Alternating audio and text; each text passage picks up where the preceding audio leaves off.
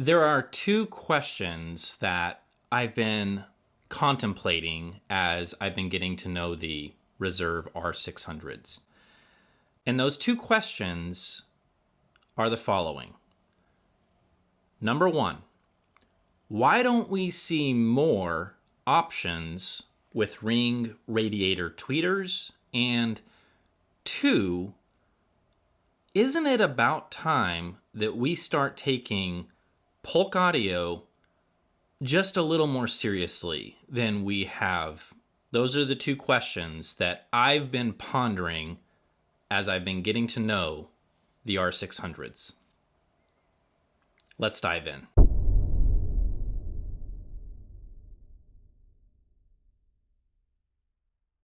Welcome back to New Record Day. My name is Ron. If you are into two-channel audio, consider yourself an audiophile or a music enthusiast.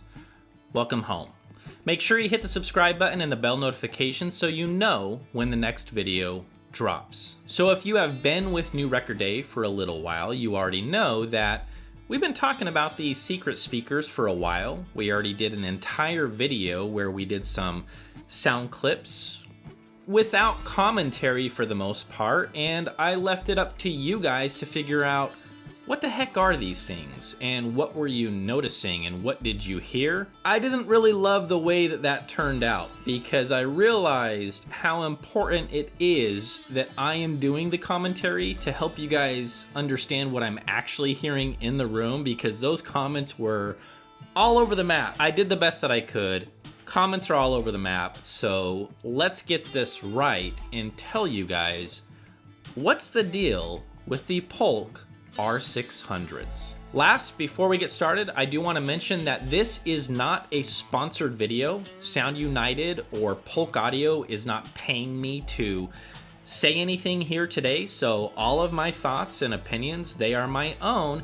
And I also want to mention, I believe there should be 2 other reviews that you guys can check out, and I would encourage you to do so. Let's help the community grow. I do believe that Sean from Zero Fidelity is going to be doing a review of one of the Reserve models, so check that out.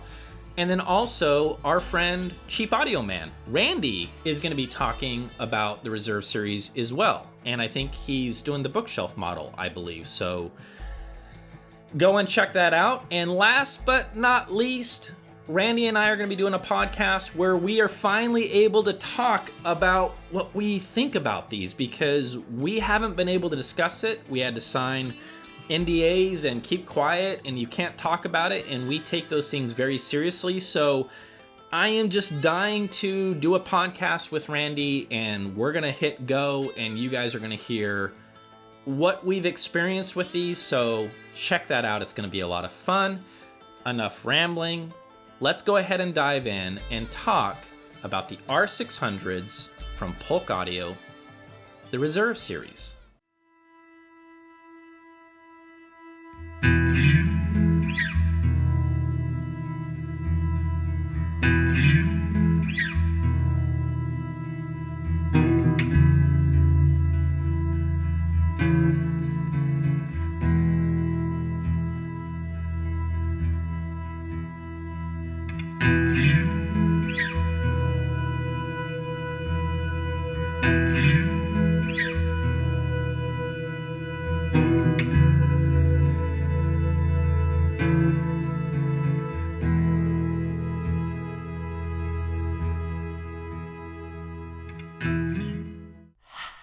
Yeah, so as we start unpacking everything that I've experienced with the R600s and everything that I've measured objectively would tell you 2 things about the top-end extension of the R600s.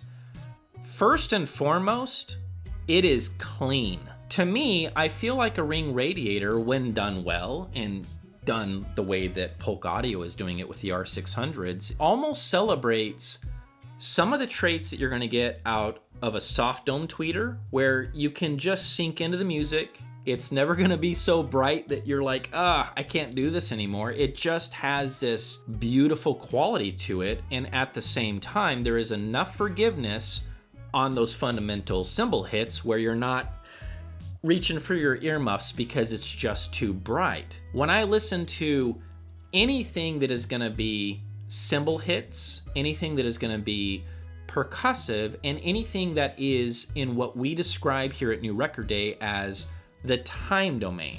Essentially, what we want to know is what is happening after that fundamental cymbal hit and the decay that happens after the hit. And when you have a tweeter, like what we have right here, this Ring Radiator tweeter that is quick to respond, clean as a whistle spectral decay, and at the same time is sharing some of the positive traits that a lot of people like about a soft dome tweeter, I kind of feel like it's the best of both worlds, that we have that agility and speed that we often see in something like a planar magnetic tweeter or maybe an electrostat. Cymbal hits, they don't sound like snakes hissing, and they don't lead or always lead to the dreaded listening fatigue. Their Ring Radiator, I think, celebrates what I like the most about a soft dome tweeter and what I like the most about something like we find in the NX-Auticas or the Sapphires,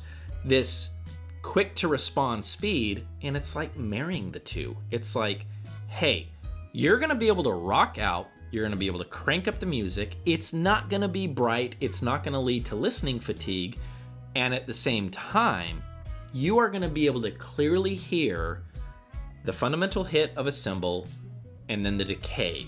Yeah, yes is the answer to whatever question that you are pondering in your old noggin right now. Yes is the answer. Yes, they're good. Very good, actually. Based on the specs that I received from Sound United, they kept calling these a two-way loudspeaker. That made me nervous. And the reason why it made me nervous is in that example, the acoustic centers, from this tweeter, to the middle of the two woofers here, that's a pretty decent distance. And what I was afraid that we might experience is a hole in the mid-range. And we see that. We saw that with the dollies that we reviewed, the Oberons. As I listened to these, I kept thinking to myself, I'm not hearing anything that would suggest there is a hole in the midband. It was probably the most exciting speaker that I've ever measured because I spent all this time working it out in my own mind of what is this going to measure like, and I almost expected to see a hole in their response just based on the fact that this is a two-way, like that's not going to work.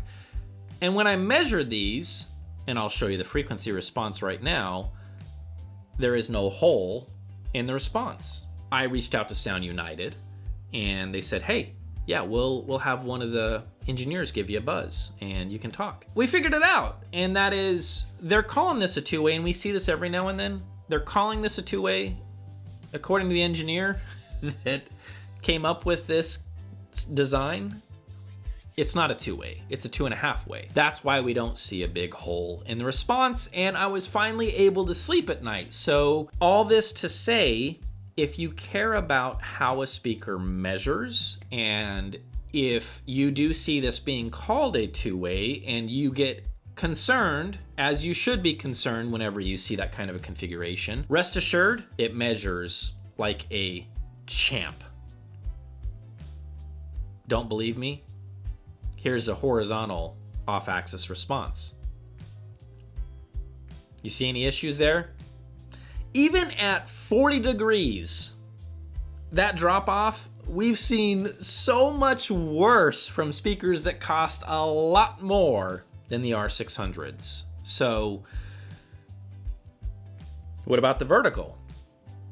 Very slight dip that we see around the crossover point. Nothing to freak out about. This is a well-behaved, well-engineered, properly designed and voiced loudspeaker. Male vocals. If I am, hanging out listening to Ben Howard, if I'm listening to Neil Diamond, if I'm listening to Neil Young, if I'm listening to Mark Knopfler, do these nail the human voice? Is there an extra bloom? Is there an extra heft and weight that shouldn't be there? Or are these giving me the clarity that I'm looking for, to where when I hear all of these different male vocals, is it easy to identify that they all sound different, as they should, and there is some clarity and some definition in their voices? And with the R600s, there was. So when it comes to male vocals and hearing things, within that bandwidth, I think that Polk Audio did a fantastic job with the voicing. And knowing that with the Reserve series, they had to make some compromises, if you will, of bracing. They're trying to cut the cost down to where we're giving you essentially the Legend series without the price tag. We're cutting that like in half. I don't hear additional bloom. I don't hear some heft and some weight in the male vocals that would lead me to believe like that doesn't sound the way that it, in my opinion, the way that it should. I would also say that female vocals are hard to get right. I think that if you're going to hear something wrong with a loudspeaker, if you're going to hear stored energy, if you're going to hear something that is like shining a flashlight in your face as you're trying to listen to Norah Jones or whatever you're listening to, you name it, any artist, female vocals, I think it's hard to get that perfect in a loudspeaker. And when we start looking at some objective information, the spectral decay that we've already noted as being very clean, this ring radiator that is quick to respond, and it shares some of the cool attributes that we see in a soft dome, female vocals, they sound brilliant with these loudspeakers. Anytime I really wanted to listen to some female vocals, this is one of the magic tricks that the R600, I think it's doing it right. It sounds clean, it is clear, and at the same time, there's never a moment that I'm listening to these where I'm identifying what I would declare as a problem. That tweeter is calling attention to itself.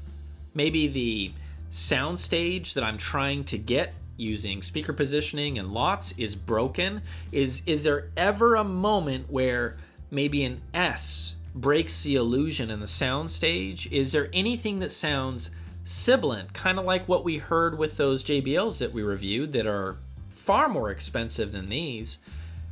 No. Am I actually saying that I think that female vocals and the top end extension of these rival a speaker that costs much more than these? Yes, that's exactly what I'm saying. I think that in that particular category, I actually appreciated what these were bringing to the table more than a speaker that is substantially more expensive. So what about below the belt? What about mid-bass and bass? What can you expect with these, and where did I land? Polk Audio does this power port, right? It's this port that's at the bottom of the loudspeaker. It's got this funnel shape, and they've got some really cool technology that they've thrown into the mix. And guess what? I like it a lot. There are many interesting things that port design brings to the table. And when we see speakers with ports on the back or on the front, sometimes you can hear port chuffing. You can hear the port essentially farting out, and that's not a good sound. Nobody likes that. We can all agree on that, right? With these, not a chance. You're not going to hear that. What you are going to hear is deep, meaningful, and confident bass from mid-bass and below. Polk has these spec'd between 30 to 38 hertz. That's going to be -3 versus like real room experience. I have them dropping off in my room in the mid-30s, so I think they're pretty much right on the money with what they're saying. These are going to bring the thunder. They really are. And if there is going to be a pause in this review, it's going to be a pause of what are your priorities in buying a loudspeaker? Do you want more bass than what you thought you were going to get? That would be the question that I would ask you if we were talking as friends on the phone. Like, hey, Ron, what do you think about, this speaker? Do you like bass? Yeah. Do you want a little bit more bass than what you thought you were going to get? Yeah. Okay, then you're good to go. If you're the audiophile that would say, I want all the texture and tone and bass that, that a speaker can offer, does it do that? With these, I kind of feel the same way about these as I do with the recently reviewed JBL HDIs. When it comes to texture and tone and bass, it has been my experience that the cone material matters, and it matters a lot. And even though we are hearing a bit more clarity and detail retrieval out of what Polk has done with these polypropylene drivers, and that is totally true, it is the honest to goodness truth, I am hearing stuff that I like from these woofers. I don't think that it is on the same level as some of the best that I've heard. It's not there. I do wish that when I was focusing on the crafting of the note coming from the upright, I wish that I was able to hear all of it being rendered in a way that just made me say, there's an upright bass in the room and Ron is happy. The truth is, what I heard was, wow, that upright bass has got some cojones. And that guy is playing with some thunder over there. And that's a lot more bass than I expected to hear from speakers that cost under $2,000 for the pair.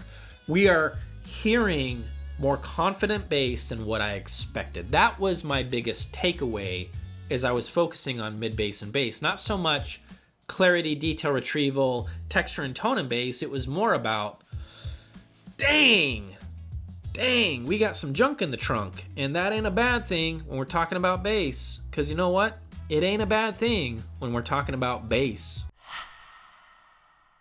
So let's talk about soundstage. And this is going to be brief because it's easy.